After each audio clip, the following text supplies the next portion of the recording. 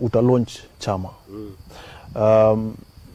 Nikisoma katiba ni kwamba mtu ambaye ameondolewa kwa kiti kama jinsi ulivyoondolewa hawezi simamia ofisi kama hiyo, hata kama a public office.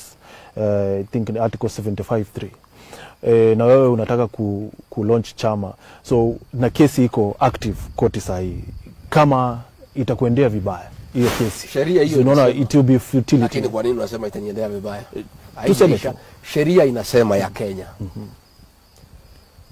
ya kwamba uko na haki ya kupigania kiti kama uko na kesi kotini na haijakamilika mpaka Supreme Court.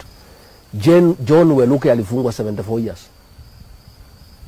Akiwa amefungwa akawachiliwa na board. Akasimama kiti ya Sirisia akapita. Akaendelea.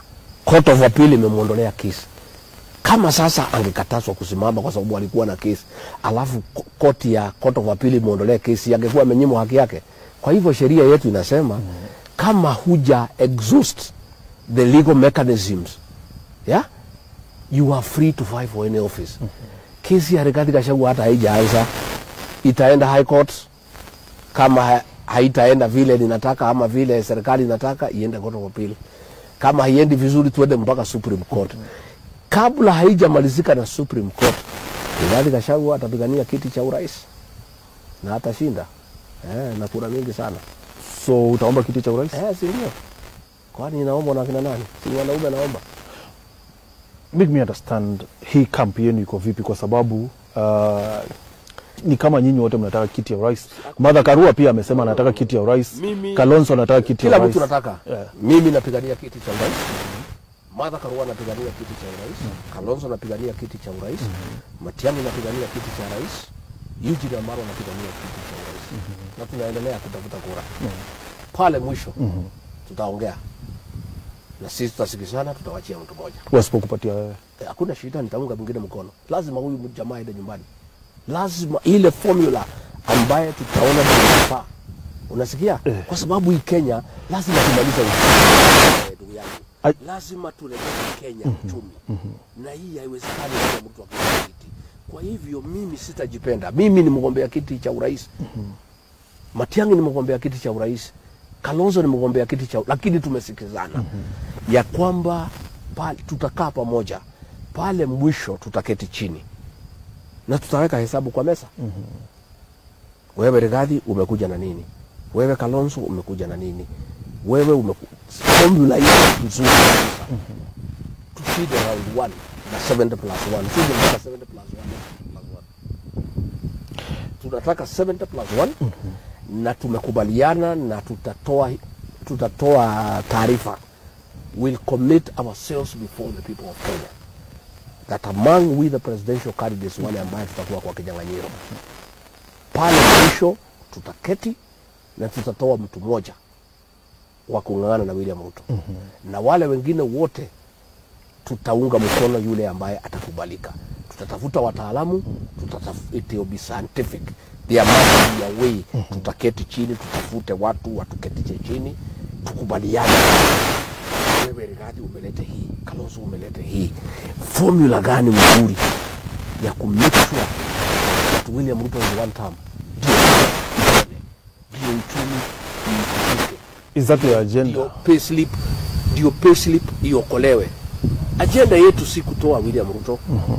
Agenda yetu ni kuregesha Kenya. Lakini ndio Kenya tulegesha lazima William Ruto atoke. Because he is a problem. You understand? You know, I've heard them saying, no, the preoccupation of these people is to remove William Ruto. No. Our preoccupation is not to remove William Ruto. Our preoccupation is to liberate this country. Is to restore the economy. Is to stop corruption. It is to restore the dignity of the payslip. Is to stop tribalism. Those things are not possible when William Ruto is president, because he is the architect of tribalism, of corruption, of theft. Kila kitu yeye ndiye mwenye kufanya hiyo maneno yote. So hii maneno yote haiwezekani bila yeye kutoka. Kwa hivyo the exit of William Ruto is a prerequisite of the liberation of Kenya. You understand?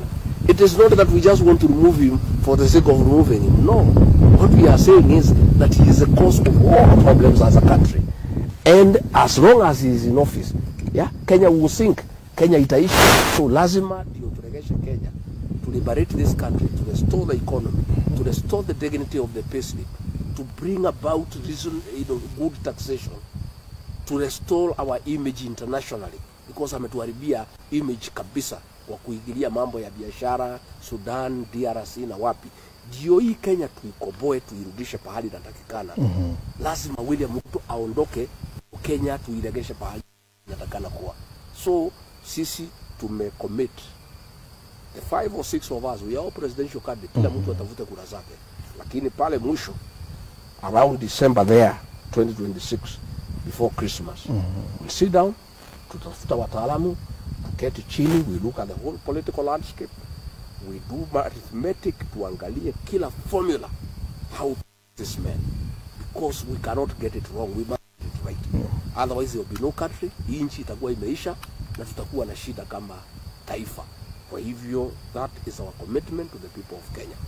So mtu asikwambia ati nilitolewa, mimi niko kotini, I have not exhausted, hata high court bado answer. In fact we have some preliminary issues in the court of appeal. Kesi bado, hii ni kesi itaendelea miaka na miaka. Ikiendelea sisi tuko tunaendelea. Naam. Ukiniruhusu Mheshimiwa Gachagua niseme comment 3 kwa Facebook hapa.